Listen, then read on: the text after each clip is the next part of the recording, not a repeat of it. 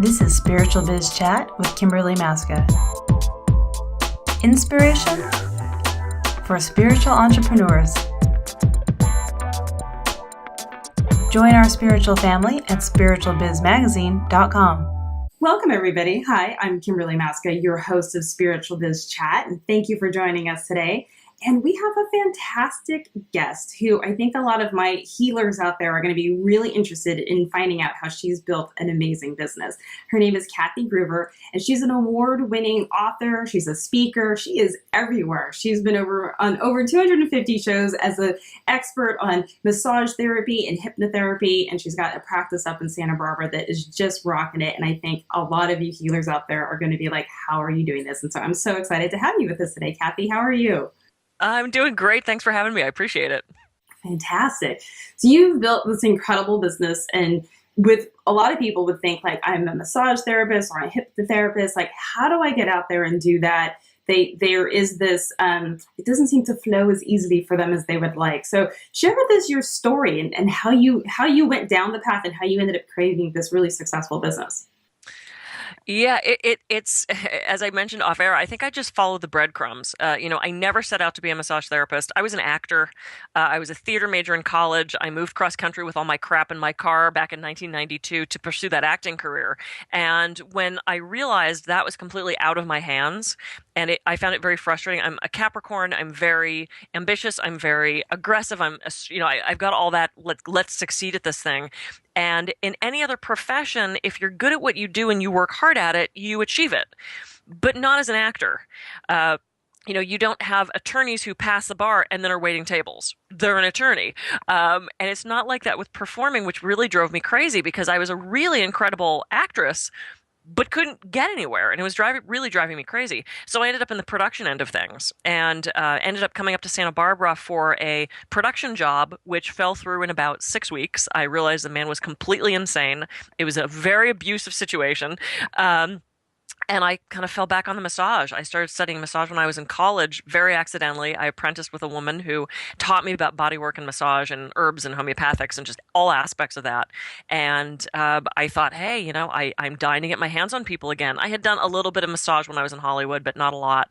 And so when I got here to Santa Barbara, I full scale started it. And it built very quickly. And I think... In fact, I know the acting background really helped because I knew about self-promotion, and I meet so many phenomenal healers they're very hesitant to charge a fair wage, to advertise, to tell people what they do. And, I had to go back to freshman year of acting, first day of class. The teacher went around the room and turned to one of the other students and said, "Are you a good actor?" And she went, "Well, yeah, I'm okay." And she goes, "Why would I hire you? Why would I hire you? Are you a good actor or not?" And she turned to someone else in the class and said, "Are you a good actor?" And the guy went, "Yeah, I'm great." And she goes, "Great, you've been hired." So it was about telling people who you are and what you do, not in an arrogant way, but in a, hey, this is who I am. And I see so many people at business mixers, whether it's doing your elevator speech or just introducing yourself, who they almost apologize for living. "Hi, my name's Beth and I'm a dog walker." And it's like, "Oh, Beth, come on." So I actually ended up collaborating on my fourth book called Market My Practice, which talks about how both a colleague and I built our businesses and how to market yourself, because you could be a great healer, but we want people to know about that. So, I started writing and I studied more and more and got my PhD, and I've written 5 books and lectured all over the place, and it really just built on itself. I never planned most of this to happen, but here I am. So, it just it unfolded in front of me and I went, yes, I'll take that. That's fantastic. Well, that's the thing. I think when we stand in our space, right? When we stand where we are, we own who we are, things just start to come to us. But with that fear, we're operating out of fear, nothing's going to happen. So just holding that space. So that's fantastic that you did that. So now, at what point, though, did you decide, okay, I'm doing the massage therapy and this is all working, and then opening a practice? Because that's a big jump and that gets really scary for people. So what was that deciding factor? Yeah, that came out of pure terror and desperation, because I found myself here in Santa Barbara with my then boyfriend, now husband, and this production job that I had accepted offered me like $7,000 more than I asked for a year. So I was making all this money, which it seemed to me to be all this money. Now I look back at that and go, oh, geez. in a very expensive apartment to us, knowing nobody here in Santa Barbara. And I told my boyfriend, hey, I'm making so much money. You don't have to work. You can go ahead and write. And then after 6 weeks, I had no job. And I'm like, so, hey, remember how I said, well, we're going to change that. He was actually working part-time, ended up turning that into a full-time job. But I found myself, I think for the first time in my life, really floating in that river. I'm not a good floater. I want to either swim or I want to get out of the pool. I don't want to just drift and see what happens. I'm not good at that. I would have been terrible in the 60s with the just hang out free love thing. So I really made a decision of, I was aching to get my hands back on people. And I would walk down, we have our main street in town is called State Street. We'd go out on the weekend and walking down State Street, and I'd look at the person in front of me and go, okay, so their left shoulder's high, their right hip is bad, the way their foot's thrusting out, looks like they're probably having either a low back or a knee issue. And finally, my husband goes, okay, will you stop?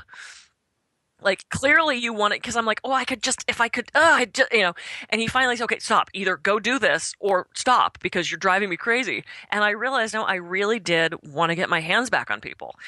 I really did have this ache, this urge to go do that. And I have found, and some of the programs I'm taking right now with cosmic consciousness and talking about that urging when you just have to birth this thing, really made me say, I need to do massage again. And then everything, as soon as I made that decision, of course, everything unfolded. And the day I decided to go back to massage school because I needed more hours was the day job that I had taken announced they were shutting down. The week that I was about to lose that job because it was shutting down, I got hired at a physical therapy office. Even though I didn't have my massage credentials, I didn't care because I was working under a physician. So that unfolded. I mean, it just, everything lined up. And I lasted there a little bit before I couldn't handle it from an ethics standpoint. It was really just, with the insurance and whatnot. And I decided I was going to start my own practice. And so it was this pretty quick transition where I stayed at the PT office. I was seeing clients on the side at evenings, weekends. When I quit the physical therapy office, I worked everywhere I could, every spa, every PT, like wherever. And then as I built my practice, which frankly did not take long at all, then those things dropped away until I had a full-time practice. And I dreamt of, if I could just get 12 clients a week. Now, if I looked at my practice and went, I only have 12 clients, I would be in panic because I normally see about 28. So it built really fast. It built really fast because I think I set that intention and just went with it because of that urging, because I knew it was time. I love that because you just went with it. I think going back to that, we operate in fear. We do the what ifs. Well, what if this and what if that? You just go for it, and the universe has to back you up when you're doing that. It's like it just has to. No other way around it. And I think oftentimes we ignore those urges. Like, I knew when it was time for me to leave LA. I literally woke up one day and went, I'm out. I got to go. Same thing when I quit the physical therapy office. I knew it was time. Same thing when I left Pittsburgh to go to Hollywood. It was just this, okay, it's time. I got to go. You can sit there during the movie and think, I kind of have to pee. I can probably hold it. Until you finally get to that point where you go, okay, I got to go now. That's when we get those urges, those spirit urges, those it's time to move urges. I think we really have to listen to that because that's something tapping us on the shoulder and going, okay, go. I'm telling you, now's the time. And every time I've listened to those, there's been an incredible payoff. So I think we have to just for a second and listen to those urges when they come and follow them. Wow. And I couldn't agree more. I know in my situation, doing the whole working on Wall Street thing, like I had that urge. I had that, what are you doing? You need to leave. But then the left brain took over because I was making stupid money. And I was like, well, what about this? And what about that? I had an apartment in Paris, apartment in New York. Like, I was like, what about all that? And I waited. And waiting actually cost me almost $3 million. Because, so let's talk about when you get that urge, make that decision. Because, yeah, it cost me like $3 million because the market started to turn. And had I left the company that I helped build at the time that I had made the decision, laying on the beach in Croatia, that it was time to go, yeah, I would have had an extra like $3 million. So, yeah, listen to those urges. Yeah, exactly. And take the 3 million. So now with spiritual entrepreneurs, healers, and everyone out there that's in this world, there seems to be a little bit of a disconnect when it comes to creating financial abundance with your gift. So what's your philosophy on that and being able to stand in your place and bring in that abundance and know that you're supposed to be bringing in your abundance with your gift? Yeah, this is a very prosperous and generous universe, and we deserve that wealth. I'm not talking about wealth to the exclusion of taking care of the people around us or from a greed perspective, but we all have that right universally to be abundant and prosperous and wealthy. I like having nice things. I don't need a 50,000 square foot house and 5 cars, and but I want to live comfortably, if for no other reason than me living comfortably allows me to be in a state that I can give more. And I've talked to so many clients who we get on the subject of charities or organizations that we'd like to either start or contribute to, or I want more money so that I can give more money out. So that not just because I want more stuff, because stuff is transient. We can't take that stuff with us. But I want to be able to leave legacies behind of giving money to, whether it's Planned Parenthood or the sex trafficking organization I support, or that guy on the street that I know hasn't eaten in a couple days. I want to go buy him a bag of groceries. And if I have an abundance for myself, then I can share that abundance with other people. And I just taught a business class at the local massage school, and I was teaching them a technique called mental bank, which I learned through my hypnosis training. And it's a long, complicated process, but you basically write down what you made last year, and then you double that number, and in your mental bank, that's the number you're shooting for. And one of the students said, well, what happens when you reach that? And I said, you double it again. And she goes, yeah, but at some point, aren't you going to want to stop doubling your income? Because isn't that kind of greedy? And I thought, no. I said, sure, you might get to a point where you say, okay, I have enough. But she's a single gal, she's in her 20s. And I said, but what happens when you want to get married, or you want to buy a house, or you have a kid you want to put through school, or you have 3 kids you want to put through school? I said, the further along we get in our lives, the more money we end up needing. And some of that is from the more you make, the more you spend perspective. I said, but there's also things you might want to start a foundation. You might want to, and she kind of went, yeah, because I think she had it in her mind that wanting money was a negative thing, that was a bad concept for her. And I'm hoping that there was just a little shift in her perspective of, you work hard, you're generous, you deserve to have that wealth and abundance. That's such the limiting belief, and it drives me crazy when people do, well, it's greedy and money. And I have a course called Make Money While You Meditate. So I get a lot of flack for that. But it's like, if you can't help others, if you're not being fulfilled, and if you're struggling, like, what are you going to do? And I've heard something, I can't remember where I heard this, but about the fact that we just can't be our fullest potential, right? To reach our fullest potential, we need to have the abundance to be able to do those things, to travel, to see the world, to study certain courses, to have those experiences that make us our fullest. But we need financial abundance to do that. So yeah, I'm glad you helped her. Yeah, I hope so. But if we're denying ourselves things that we truly want, if we have that urging to get to Greece, to study that history, and we can't, or we're worried about rent and car insurance, and how can we be fully it sounds almost contradictory. How can we be fully evolving if we're worried about those things?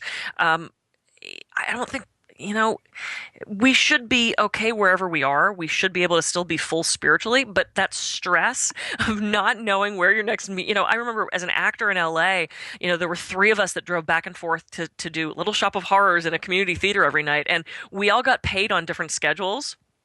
But it was great because each of us got paid and we would feed the others. And I remember being so excited that somebody got an extra check because it was a 5-week month and not a 4-week month. And we could get extra tacos at Taco Bell. And it was like we were living in this car commune of, yay, I can get the rice and the beans tonight. And it was so stressful because who's going to put gas in the car? And oh my God, I hope I get that extra gig because I got to make rent and I need the $50. And, it was an existence that I don't want to go back to. And I'm well aware it could happen at any moment. Everything could fall apart and you could find yourself back in that space. So I value having the ability now to not have to worry about that as much. And I wish that for everybody. I don't want people to worry about where their rent's coming from. It breaks my heart to see that. And I see that even in our community, and it's one of the wealthiest around, people stressing about money. It's I think it's unnecessary. And I hope we all get to that place where we have that abundance. Yeah.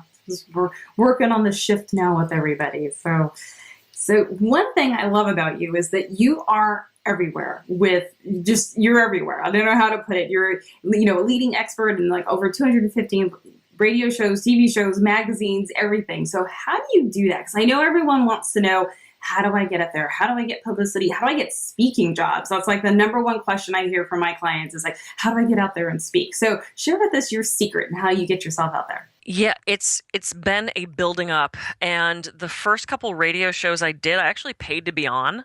It was a mother and daughter team. They were phenomenal. They had a magazine and they had a radio show, and it was sort of like a year subscription kind of thing. So you would have a featured article in every month, and then you'd also do a radio show associated with that.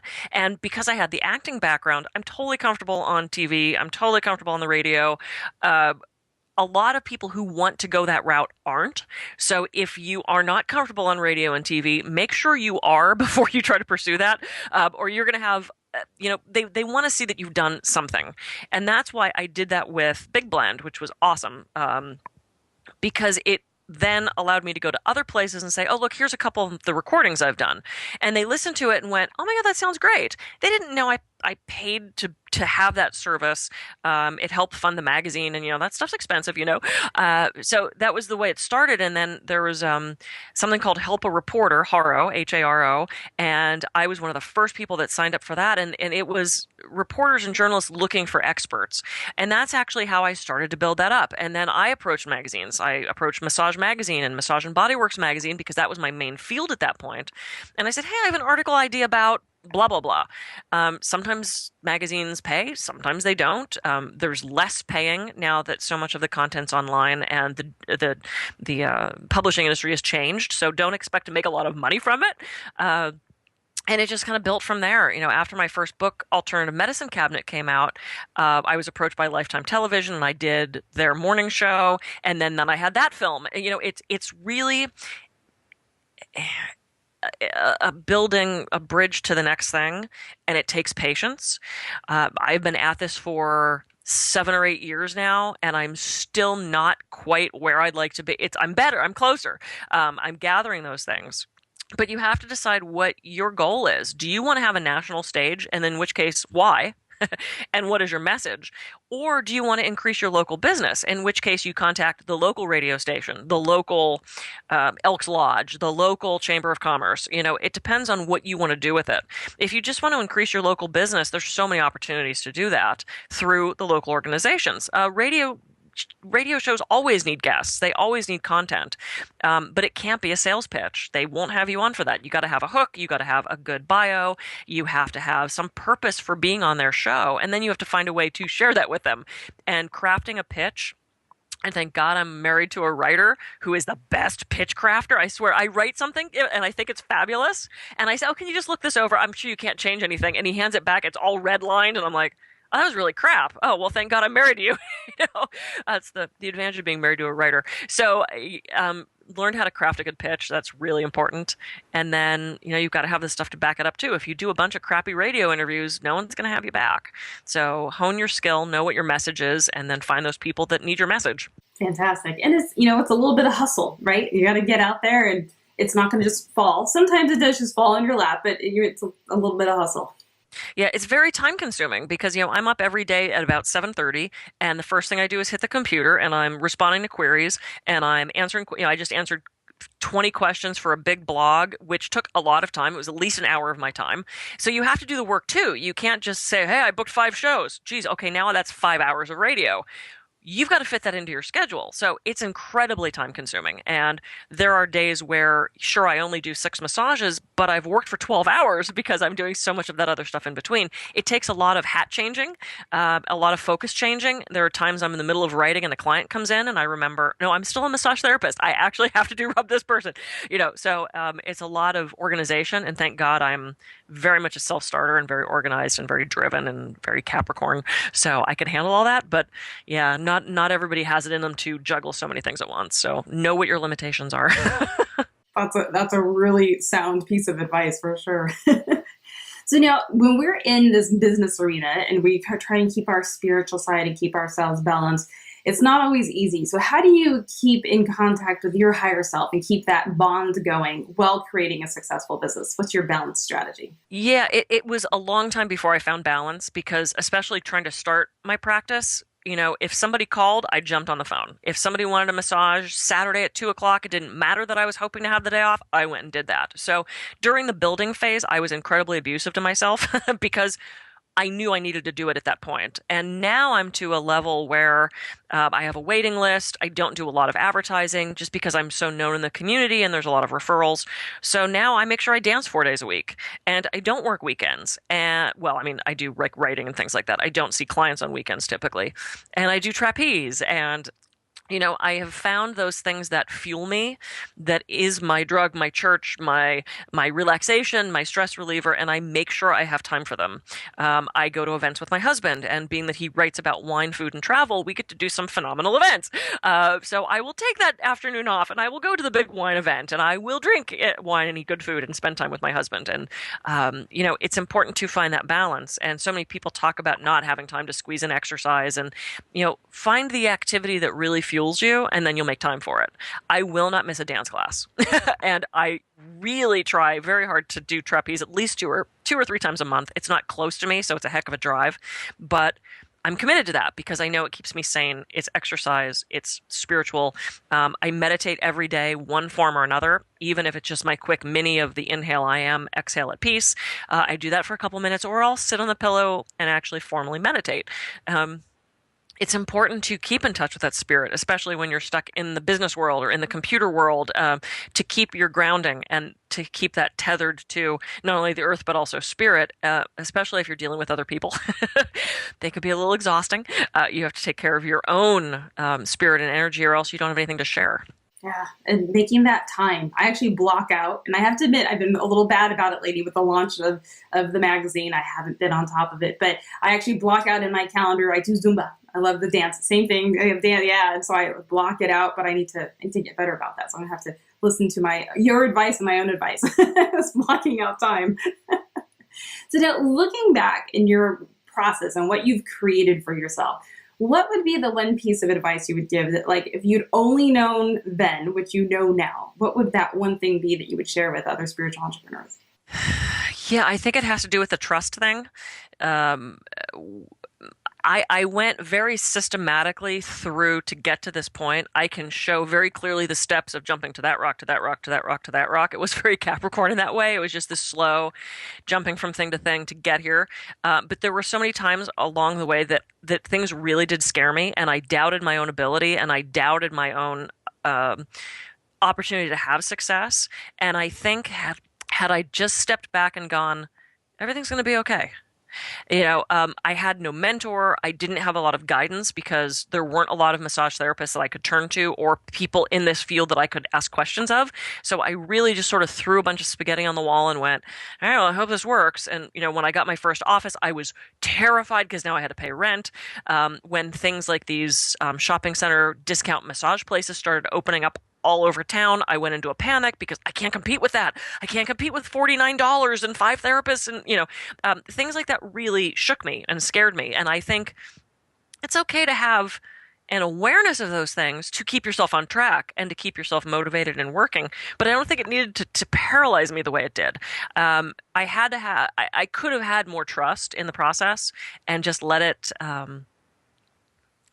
unfold the way it should, because things that also I thought were going to be really negative, of course, oftentimes turned out to be either great learning experiences or great opportunities for growth or opportunities I really wanted that didn't get. I probably didn't really want anyway, and looking back at it. So, it really, I wish I would have trusted more. I also wish I would have taken better notes because when you only have 20 clients, what do you need to remember? Now, when you've got a couple hundred, people walk in some days and I'm like, hey, you, or I'll see them out and about, and there's just, your memory starts to get full after a while, and I didn't think that would happen, so I could have taken better notes.